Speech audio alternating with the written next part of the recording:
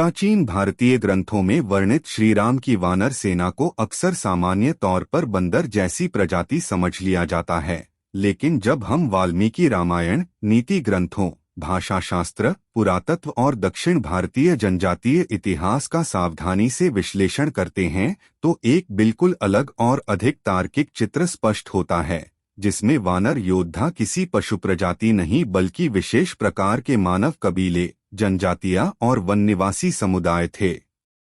जिनके रहन-सहन, शरीर की बनावट, युद्धक क्षमता और भाषा आम आर्य सभ्यता से अलग थी।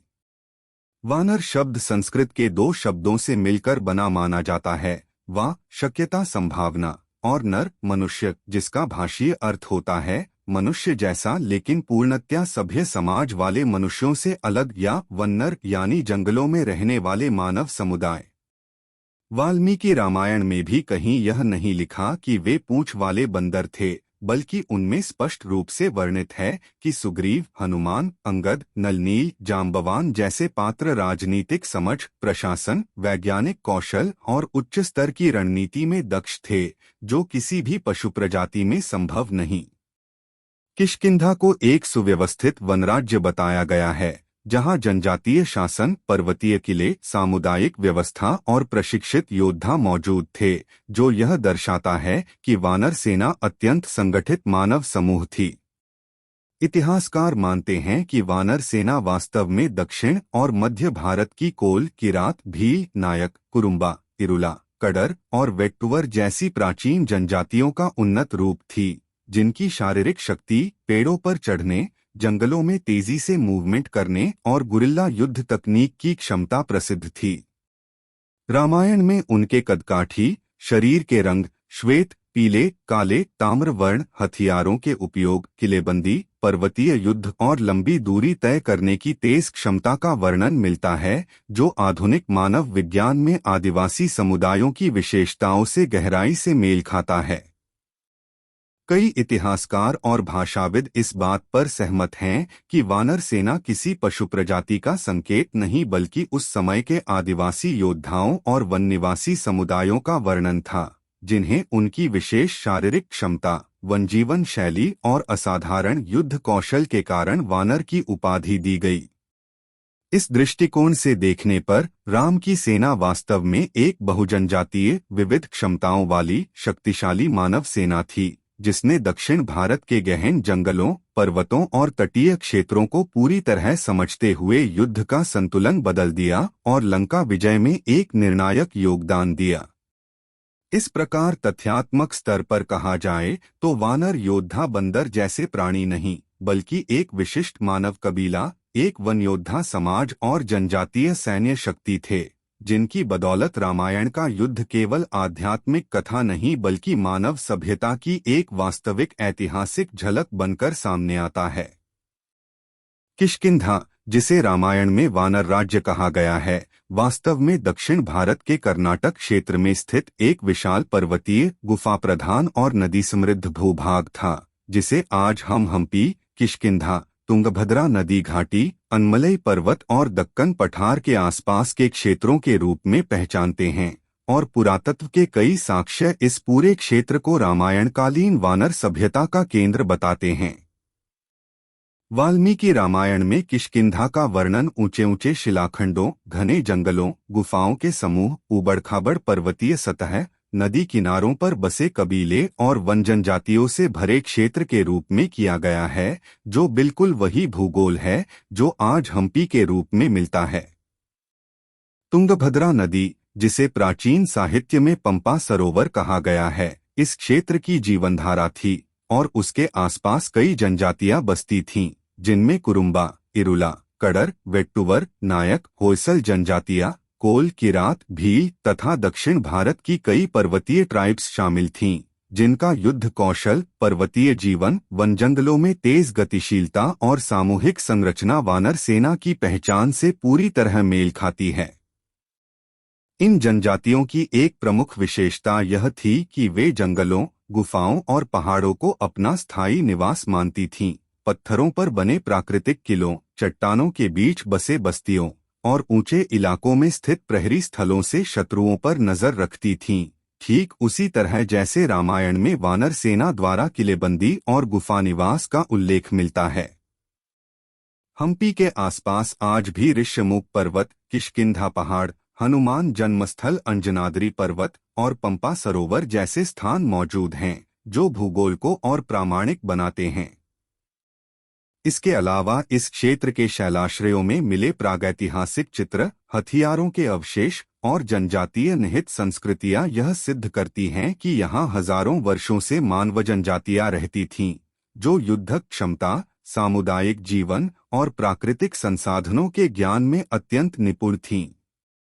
किष्किंधा का भूगोल इस बात को मजबूत करता है कि यह कोई काल्पनिक वनराज्य नहीं बल्कि एक वास्तविक रणनीतिक रूप से महत्वपूर्ण पर्वतीय जनजातीय महासंघ था, जहां सुग्रीव, बाली, हनुमान और अन्य वानर प्रमुख विभिन्न कबीले और कुलसमूहों का नेतृत्व करते थे, और इन समुदायों के बीच गठबंधन, संघर्ष, उत्तराधिकार राजनीति और सैन्य संगठन रामायण के विवरणों से पूर्णतः मेल खाते हैं। इस प्रकार किष्किंधा सिर्फ एक पौराणिक नाम नहीं बल्कि दक्षिण भारत की जनजातीय सभ्यता का केंद्र था, जहां भूगोल, संस्कृति, जनजातीय शक्ति और प्राकृतिक संरचनाएं मिलकर एक ऐसे सैन्य प्रधान समाज का निर्माण करती थीं जिसने श्रीराम के अभियान में निर्णायक भूमिका निभाई। वानर शब्द का वास्तविक अर्थ समझने के लिए हमें संस्कृत भाषाशास्त्र, वैदिक साहित्य, पुरातन भाषिक संरचनाओं और दक्षिण भारतीय जनजातीय इतिहास के प्रमाणों को एक साथ देखना पड़ता है, क्योंकि वानर को केवल बंदर समझ लेना वास्तविक अर्थ का अत्यधिक सरलीकरण है। संस्कृत में वानर शब्द दो मूल धातुओं से जुड़ा माना जाता है। पहला वा, जो विकल्प, संभावना या अपूर्णता को दर्शाता है, और नर, जिसका अर्थ मनुष्य है, जिससे यह शब्द मनुष्य जैसा या मनुष्य की श्रेणी से थोड़ा भिन्न होने का संकेत देता है। दूसरी व्याख्या वन्नर है, अर्थात जंगल में रहने वाला मनुष्य, जो उस समय का सर्वाधिक तर्कसंगत और ऐतिहासिक रूप से प्रमाणित अर्थ है। वैदिक साहित्य में किरात, निषाद, पुलिंद, शबर, वंचर, वनवासी, द्रविड़ और पर्वतीय जन जैसे शब्द उन्हीं समूहों के लिए प्रयुक्त होते थे जो विकसित आर्य सभ्यता से बाहर थे, लेकिन मनुष्य ही थे। इसी संदर्भ में रामायण के कवि वाल्मीकि जब सुग्रीव, हनुमान, नल, नील, अंगद, जाम्बवान जैसे योद्धाओं के लिए वानर शब्द का प्रयोग करते हैं, तो भाषाशास्त्रीय रूप से वह उनकी जनजातीयता, भौगोलिक निवास और सामाजिक श्रेणी को दर्शाता है, न कि किसी पशु प्रजाति को। वाल्मीकि रामायण में वानरों के पास मंत्रणा करने की क्षमता, राजनीतिक समझ, नेतृत्व कौशल, युद्ध रणनीति, स्थापित समाज, कबीलाई कानून, परिवार व्यवस्था, गुफानगरी और सैन्य संगठन का वर्णन मिलता है। ये सारी बातें यह प्रमाणित करती हैं कि वे मनुष्य ही थे। ऐतिहासिक रूप से भारत के दक्षिण और मध्य भाग में कोल, किरात, भील, कुरुम्बा, तिरुला, कडर, संगम काल के वानवासी कुल और दक्कन पठार की कई पर्वतीय जनजातियों के नाम मिलते हैं, जिनकी शारीरिक विशेषताएं, जीवन शैली और युद्धक तकनीक वानर सेना से मिलती हैं। प्राचीन तमिल साहित्य और संगम युग की कविताओं में वानर कुल और वनवासी योद्धाओं का उल्लेख मिलता है, जिन्हें पेड़ों पर चढ़ने, पत्थरों पर छलांग लगाने, जंगल युद्ध में माहिर और प्राकृतिक परिस्थितियों को हथियार की तरह उपयोग करने में अद्भुत दक्षता प्राप्त थी, जो रामायण के वर्णनों से पूरी तरह मेल खाते हैं। भाषाशास्त्रियों का मत है कि वानर एक टोटेमिक पहचान भी हो सकती है, जहां किसी जनजाति का प्रतीक चिन्ह या कुलचिन्ह किसी विशेष पशु से जुड़ा होता था, जैसे नागवंश, सिंहवंश, मत्स्यवंश आदि। कई जनजातियां अपनी पहचान बढ़ाने के लिए अपने टोटेम को नाम में जोड़ती थीं, और इसीलिए वानर कुल का अर्थ किसी पशु प्रजाति नहीं बल्कि एक टोटेम वाले मानव समूह से भी हो सकता है। हिंदू शास्त्रों में कई बार ऐसे संकेत मिलते हैं जहां जनजातियों को उनके टोटेम, स्वरूप, वेशभूषा या युद्ध शैली के आधार पर प्रतीकात्मक नाम दिए गए, जैसे राक्षस, दानव, वानर, नाग इत्यादि। वाल्मीकि रामायण में हनुमान के लिए प्रयुक्त शब्द कपि के भी कई अर्थ होते हैं। कहीं वह ऊर्जा, शक्ति और उत्साह का प्रतीक है, कहीं पर्वतीय निवासी का द्योतक और कहीं वनाधारित जीवन शैली का संकेत। इसी प्रकार प्राचीन भारतीय व्याकरण ग्रंथों निरुक्त व्याकरण, अमरकोश और संस्कृत धातुकोश में कपि का अर्थ जल निवासी, पर्वतीय, तेज गति वाले मानव या वन निवासी समुदाय भी बताया गया है। इसलिए यह स्पष्ट है कि वानर का अर्थ बंदर नहीं बल्कि एक विशिष्ट मानव जाति, जनजाति या वन आधारित कबीला था, जिसका सामाजिक ढांचा, सैन्य क्षमता और भौगोलिक निवास रामायण की कहानी से पूर्णतः मेल खाता है। इस तरह वानर शब्द की भाषा शास्त्रीय गहराई हमें यह समझाती है कि श्री राम की सेना वास्तव में एक विशाल, संगठित, पर्वतीय और जनजातीय मानव सेना थी, जिसका वर्णन प्रतीकात्मक शब्दों में किया गया और जिसे बाद के लोक कथन में पशुरूपक बना दिया गया। हनुमान, सुग्रीव, नल और नील जैसे पात्रों को पारंपरिक ग्रंथों में वानर कहा गया है, लेकिन ऐतिहासिक मानवशास्त्रीय विश्लेषण यह दिखाता है कि ये किसी बंदर प्रजाति के जीव नहीं थे, बल्कि दक्षिण भारत के अत्यंत उन्नत, पर्वतीय और वनाच्छादित क्षेत्रों में रहने वाली मुंडा, केरल, कुरवा, कोरकू, इरुला, पल्लव, वैदिक पूर्व द्रविड़ एवं किष्किंधा पर्वतीय कबीला समूहों की जनजातियां थीं, जिनकी भाषा, शारीरिक क्षमता और युद्धकला उन्हें बाकी आर्य और उत्तर भारतीय समाज से भिन्न बनाती थी। हनुमान नाम की व्युत्पत्ति भी किसी बंदर शरीर वाले व्यक्ति को नहीं दर्शाती, बल्कि हनु जिह्वा वाक्चातुर्य दूत और मान मन बुद्धि ज्ञान के आधार पर ये एक उच्च शिक्षित, बहुभाषी, अत्यंत प्रशिक्षित दूत और रणनीतिक सलाहकार का संकेत देती है, जो उस काल के जनजातीय समाजों में बिल्कुल सामान्य था, क्योंकि दक्षिण के पर्वतीय समुदायों में ऐसे लोग होते थे जो लंबी छलांग, पेड़ों पर चढ़ना, तेज गति से यात्रा करना और शारीरिक पराक्रम के लिए प्रसिद्ध थे। सुग्रीव और बाली को भी बंदर नहीं बल्कि वानर गोत्र का नायक बताया गया है। वानर यहाँ वन्नर यानी जंगलों, पहाड़ी क्षेत्रों में रहने वाली उन्नत जनजातियों का संकेत है। सुग्रीव का कबीला बेलारी, हम्पी, तुंगभद्रा और किष्किंधा के आसपास के क्षेत्रों में पाई जाने वाली वाना बनया बन्नूर जैसी पुरातन जनजातियों से मिलता जुलता माना जाता है, जिनकी युद्धक क्षमताएं, कुश्ती संस्कृति, शारीरिक शक्ति और भारी हथियार उठाने की परंपरा आज भी दक्षिण भारतीय लोक कथाओं और इतिहास में मिलती है।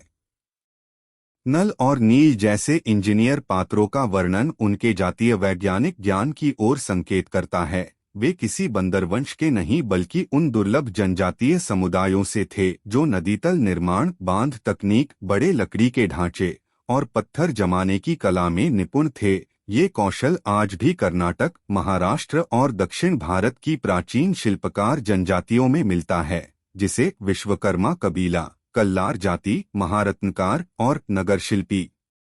परंपराओं के रूप में जाना जाता है।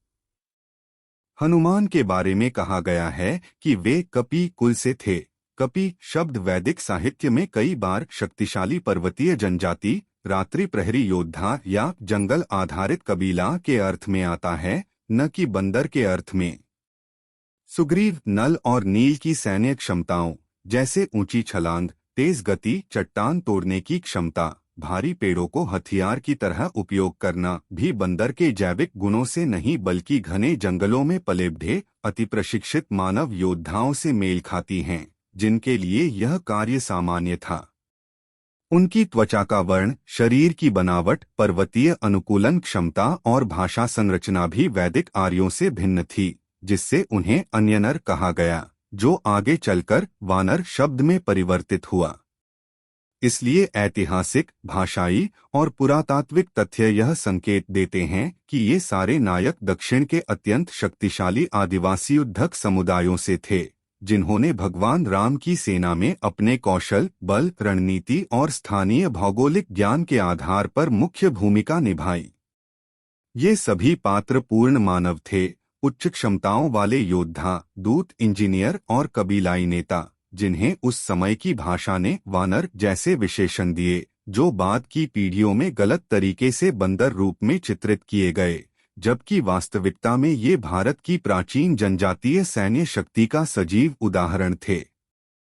वानर सेना की असली शक्ति उनके शरीर के आकार या किसी पौराणिक शक्ति में नहीं, बल्कि उनकी उन्नत गुरिल्ला स्ट्रैटेजी, असाधारण जंगलयुद्ध कौशल, स्थानीय भूगोल पर पूर्ण पकड़ और कबीलाई सैन्य प्रशिक्षण में थी, जो दक्षिण भारत की आदिवासी और पर्वतीय जनजातियों में हजारों वर्षों से विकसित होता आया था। इनके युद्धक कौशल का विश्लेषण करने पर पता चलता है कि ये योद्धा खुले मैदानों की पंक्ति आधारित लड़ाई की बजाय घने जंगल, चट्टानों, नदी घाटियों, पहाड़ी दरारों और दलदली क्षेत्रों में लड़ने में निपुण थे, जिसे आज की भाषा में गुरिल्ला वॉरफेयर कहा जाता है। वानर सेना के योद्धा समूहों में 10-20 व्यक्तियों की तेज और हल्की मोबाइल यूनिट्स होती थीं, जो बिना भारी हथियारों के प्राकृतिक संसाधनों, पेड़ के तने, पत्थर, कठोर बेलें, लकड़ी की भाले, आग से बनी मशालें का उपयोग करके दुश्मन पर अचानक हमला कर सकते थे। ठीक उसी तरह जैसे आज भी नगा, कुकी, गोंड, इरुला, कुरुम्बा और मलयाली जैसी जनजातियों में युद्ध शैली पाई जाती है। उनकी सबसे बड़ी विशेषज्ञता अचानक प्रहार, रात में छिपकर हमला, ट्रैकिंग और काउंटर ट्रैकिंग, तेज गतिशीलता, पर्यावरण आधारित छलावा, कैमोफ्लाज और दुश्मन को क्षेत्र में उलझाना थी। ये तकनीकें किसी बंदर से नहीं बल्कि गहरी जंगल आधारित मानव जनजातियों से विकसित हुई थीं। वानर योद्धा पेड़ों, लताओं और चट्टानों का उपयोग प्राकृतिक छलावरण की तरह करते थे ताकि राक्षसों की विशाल और भारी सेना को भ्रमित रखा जा सके। रामायण के संदर्भों में बताए गए उनके ऊंचे छलांग और पेड़ों पर चलने वाले गुण वास्तविकता में उन जनजातियों की प्राकृतिक पर्वतीय ट्रेनिंग, शारीरिक शक्ति और कठिन भूगोल में पलेबढ़े शरीर को दर्शाते हैं, न कि किसी अलौकिक क्षमता को। दक्षिण के कर्नाटक महाराष्ट्र सीमांत क्षेत्रों में आज भी ऐसे योद्धा समुदाय मौजूद हैं जिन्होंने बिना किसी आधुनिक तकनीक के तेजी से घाटियां पार करने, पेड़ों पर चढ़ते हुए दौड़ने और ऊंचे चट्टानों से कूदने की कला को संरक्षित किया है। वानर सेना की सबसे उन्नत तकनीकों में से एक डिकॉय स्ट्रैटेजी थी। वे दुश्मन को एक दिशा में भ्रमित करते और दूसरी दिशा से मुख्य हमला करते। यही कारण था कि लंका की भारी सेना कई जगह दिशा पहचानने में असफल हो जाती थी।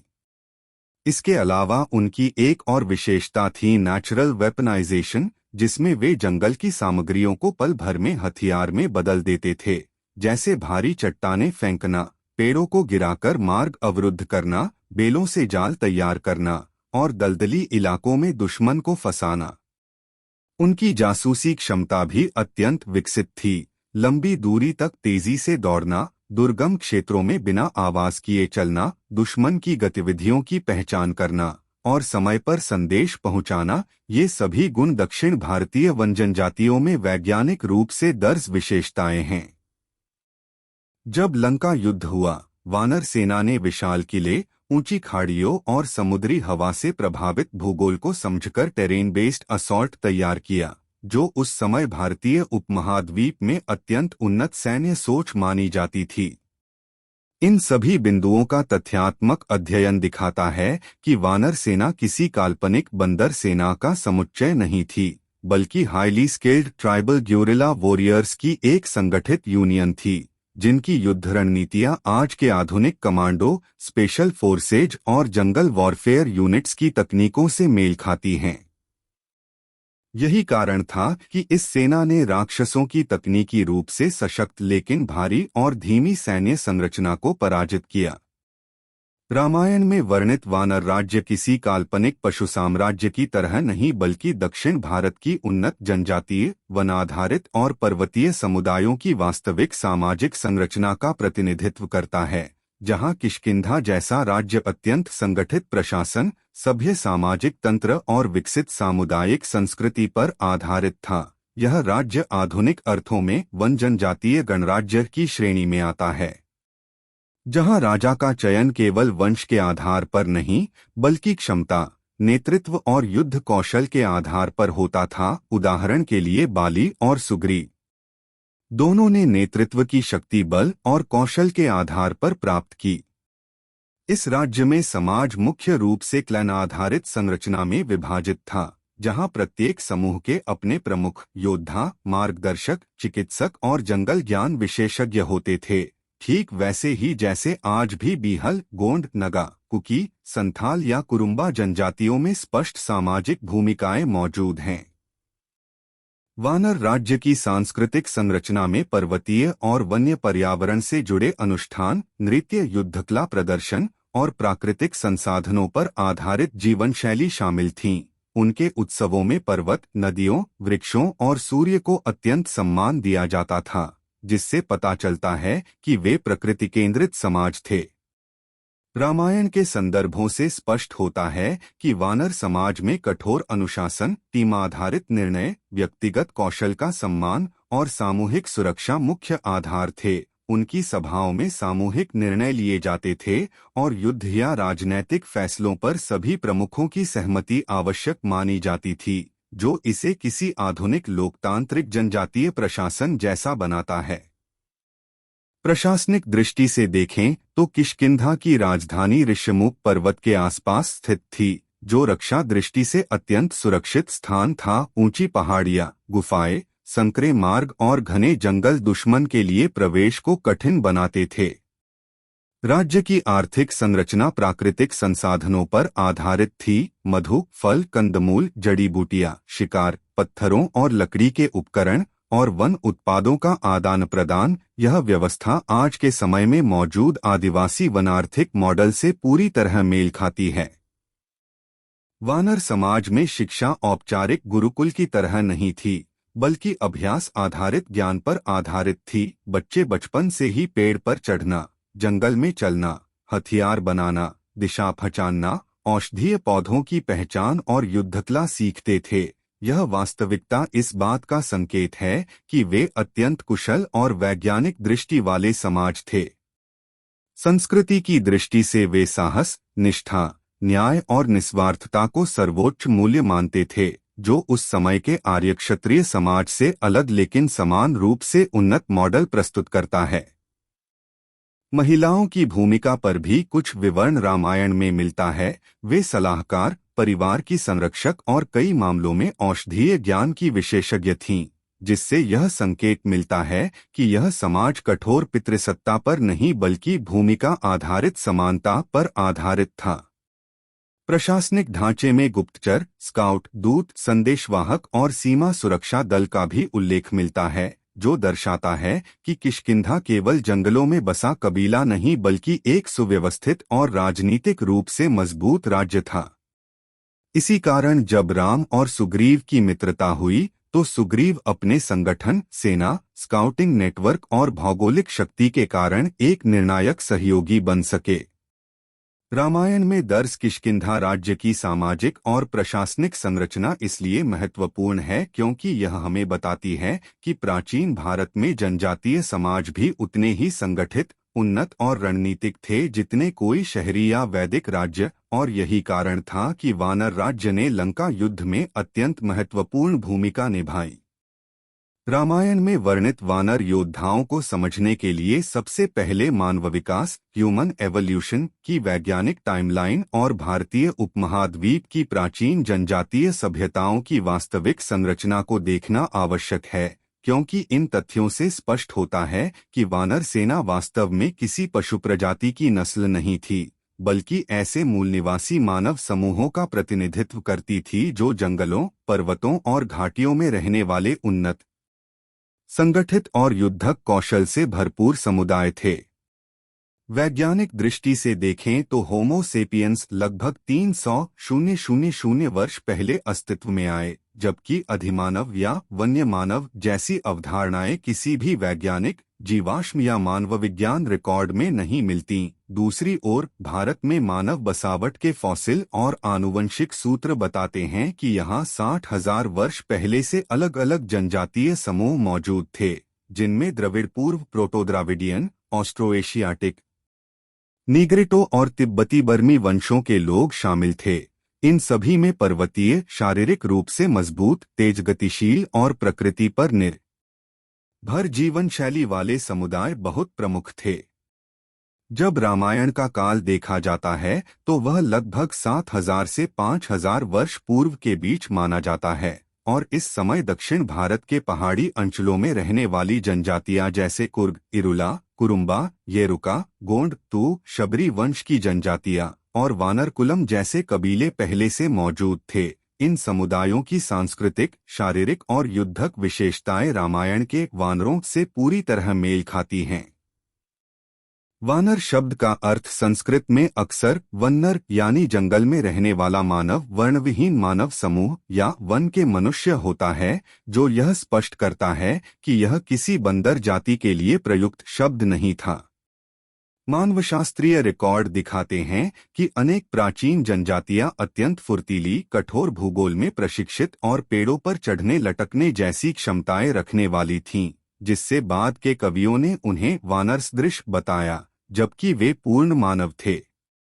वानर योद्धाओं की भूमिका को देखें तो वे hunter gatherer tribes, mountain warriors, forest scouts और ग्योरिल्ला कॉम्बैट एक्सपर्ट्स की श्रेणी में आते हैं, जो मानव इतिहास में एक अत्यंत महत्वपूर्ण सामाजिक चरण है। यह वे समाज थे जो शहरी सभ्यता में शामिल नहीं थे, लेकिन संस्कृति, युद्धक क्षमता और जीवन कौशल में अत्यंत उन्नत थे। आज भी दक्षिण भारत की कई जनजातियों में वही शारीरिक भाषा, पर्वतीय शक्ति, कबीलाई नेतृत्व व्यवस्था और जंगलयुद्ध की रणनीतियां दिखाई देती हैं, जिनका वर्णन रामायण में वानरों के माध्यम से मिलता है। मानव विकास के दृष्टिकोण से देखें तो ये लोग होमो सेपियंस की ही एक सांस्कृतिक शाखा थे। कोई अलग प्रजाति, कोई मानव-बंदर मिश्रण या कोई अर्धमानव जीव नहीं, बल्कि वे ऐसे मानव समूह थे जिनकी जीवन शैली, शारीरिक क्षमता और सामुदायिक संरचना ने उन्हें प्रकृति के साथ इतना अनुकूल बना दिया था कि वह वानर जैसे पदों से पहचाने जाने लगे। इसलिए यह वैज्ञानिक रूप से स्पष्ट है कि वानर सेना मानव विकास की उस श्रेणी में आती है जिसे प्रिमिटिव ट्राइबल सिविलाइजेशंस या अर्ली इंडिजिनस वॉरियर सोसाइटीज कहा जाता है। ये समुदाय सभ्यता, तकनीक और कौशल के उस स्तर पर थे जो प्राकृतिक परिवेश को हथियार की तरह उपयोग करने, समूह आधारित युद्धक रणनीति अपनाने और नेतृत्व के आधार पर संगठित सेना विकसित करने में सक्षम थे। इसीलिए वानर सेना न केवल मानव इतिहास के प्रारंभिक संगठित सैन्य समूहों का प्रतिनिधित्व करती है, बल्कि यह भी दर्शाती है कि रामायण के वानर वास्तव में भारत की उन जनजातीय सभ्यताओं के प्रतीक थे जो प्रकृति आधारित कौशल, युद्धक बुद्धिमत्ता और समूह शक्ति के लिए जानी जाती थीं।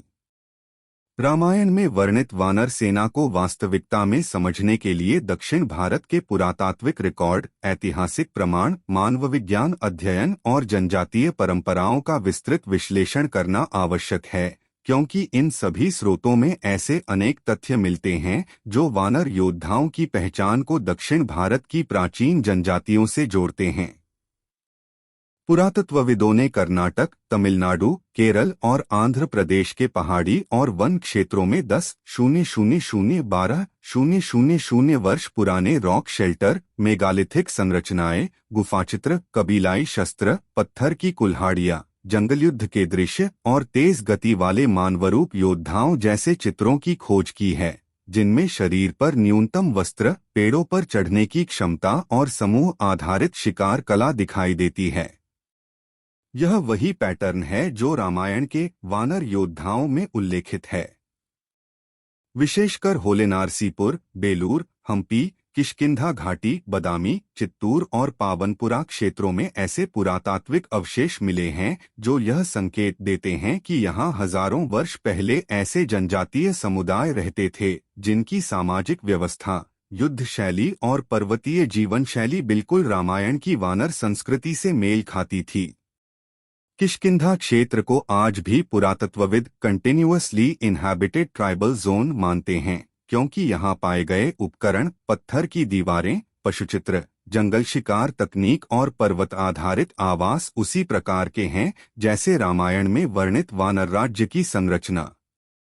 मानव विज्ञान विशेषज्ञों का यह भी मानना है कि दक्षिण भारत की वर्तमान जनजातियां जैसे कुरुम्बा, इरुला, पनिया, काडर, कुरुबा, कोटा, तू, नायक, शबरीवंश और निषाद समुदाय वे समूह हैं जिनकी प्राचीन शाखाएं रामायण काल में मौजूद थीं और इन समुदायों की शारीरिक बनावट, तेजगति, पर्वतीय अनुकूलन क्षमता और जंगल ज्ञान ठीक वही विशेषताएं हैं जो सुग्रीव की सेना में वर्णित हैं। पुरातात्विक खोजों में पाए गए लकड़ी के भाले, छाल की ढाल, सरल धनुष बाण, आग जलाने की तकनीक, पेड़ों पर बने सुरक्षित आश्रय और सामूहिक शिकार के चित्र यह भी दर्शाते हैं कि ये समुदाय किसी संगठित ट्राइबल ग्योरिला वॉरफेयर सिस्टम का पालन करते थे, ठीक वही शैली जिससे रामायण में वानर सेना ने लंका की घेराबंदी और समुद्र पार रणनीति में भाग लिया।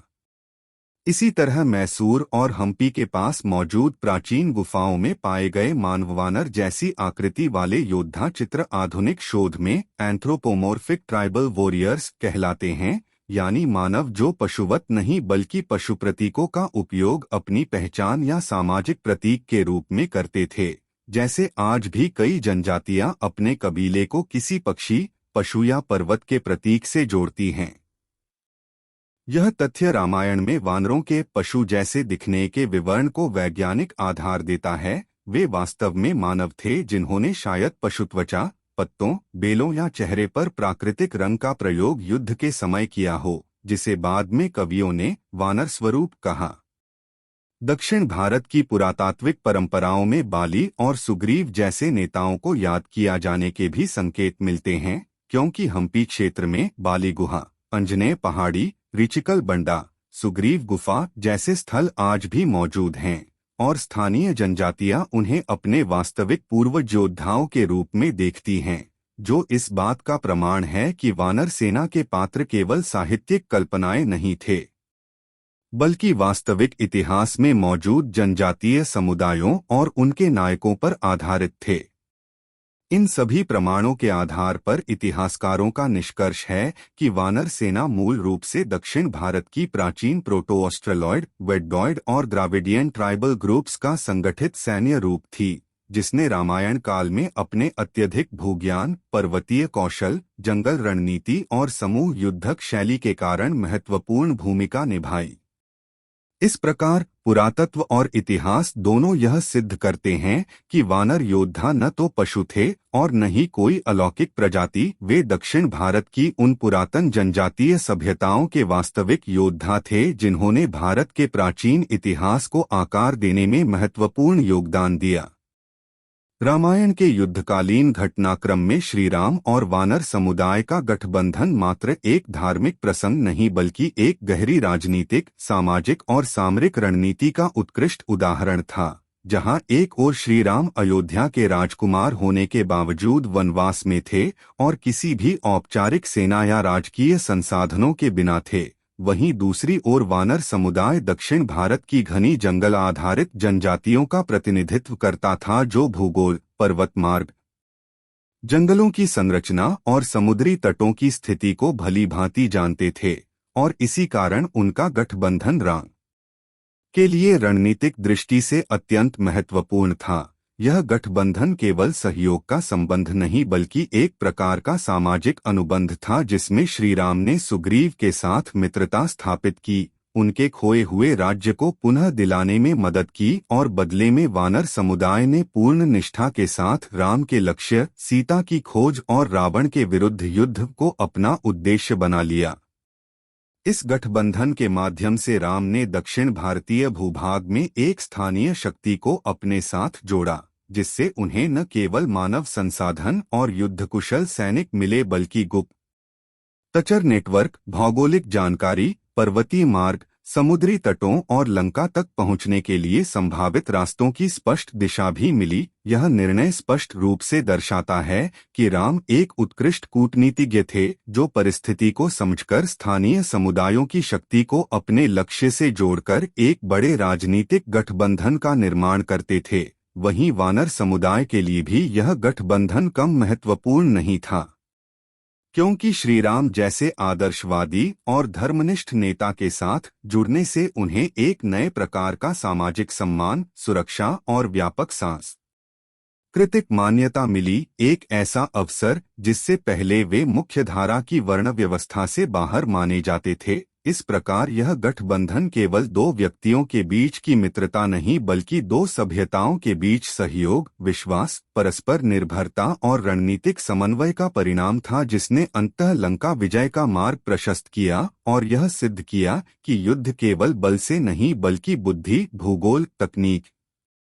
स्थानीय ज्ञान और सही साथियों के चुनाव से जीता जाता है। इसीलिए इतिहासकार मानते हैं कि वानर समुदाय के साथ श्री राम का गठबंधन एक ऐसा राजनीतिक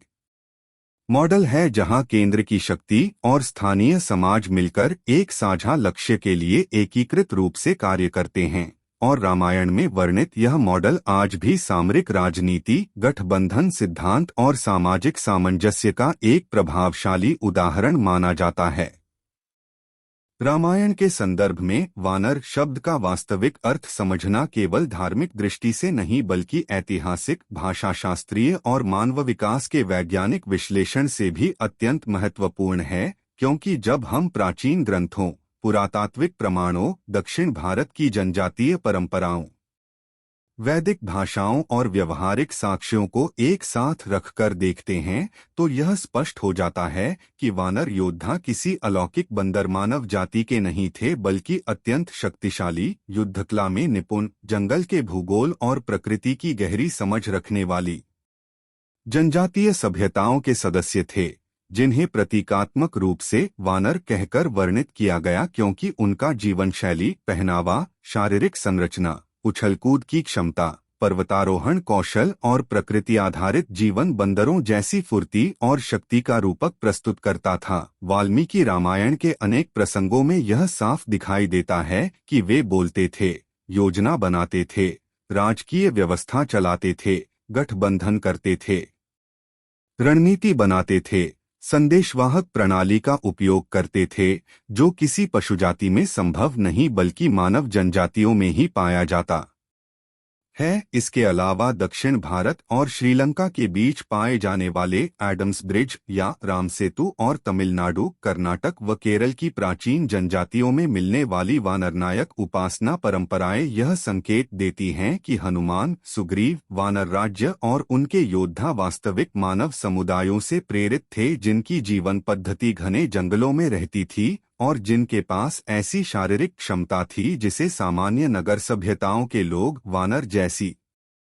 फुर्ती के रूप में वर्णित करते थे। वैज्ञानिक दृष्टि से भी मानव विकास यह बताता है कि उस काल में दक्षिण भारत में कई प्रकार की जनजातियां मौजूद थीं, कुछ ऊंचाई पर चढ़ने, कुछ पेड़ों पर रहने और कुछ पर्वत गुफाओं पर आधारित जीवन जीती थीं, जिससे यह सिद्ध होता है कि वानर सेना का गठन इन्हीं प्रकृति अनुरूप जनजातियों का सैन्य संघ था, जिन्होंने श्री राम के नेतृत्व में लंका पर विजय प्राप्त करने में निर्णायक भूमिका निभाई। पुरातत्वविदों का मानना है कि ये समुदाय द्रविड़, ऑस्ट्रो एशियाटिक या दक्षिण भारतीय पहाड़ी जनजातियों जैसे शैव, कदुवा, पुलिया, इरुला आदि से मिलते जुलते थे, जिनकी परंपराएं आज भी जंगल आधारित जीवन शैली, सामुदायिक युद्धकला और अनोखी शारीरिक क्षमताओं को जीवित रखती हैं। इसलिए अंतिम निष्कर्ष यह है कि वानर योद्धा किसी काल्पनिक बंदर मानव का मिश्रण नहीं थे बल्कि वास्तविक मानव जनजातियां थीं, जिनके कौशल, शक्ति, निष्ठा और युद्धकला को कवि वाल्मीकि ने प्रतीकात्मक भाषा में वानर शब्द से महिमामंडित किया और इसी कारण आधुनिक इतिहास, भाषा विज्ञान और मानव विज्ञान तीनों इस निष्कर्ष की ओर संकेत करते हैं कि वानर सेना दरअसल दक्षिण भारत की उन प्राचीन जनजातियों का संगठित स्वरूप थी जिन्हें रामायण ने अमर कर दिया और जिन्हें हम आज भी हनुमान, सुग्रीव, जाम्बवंत और नलनील जैसे महानायकों के रूप में याद करते हैं।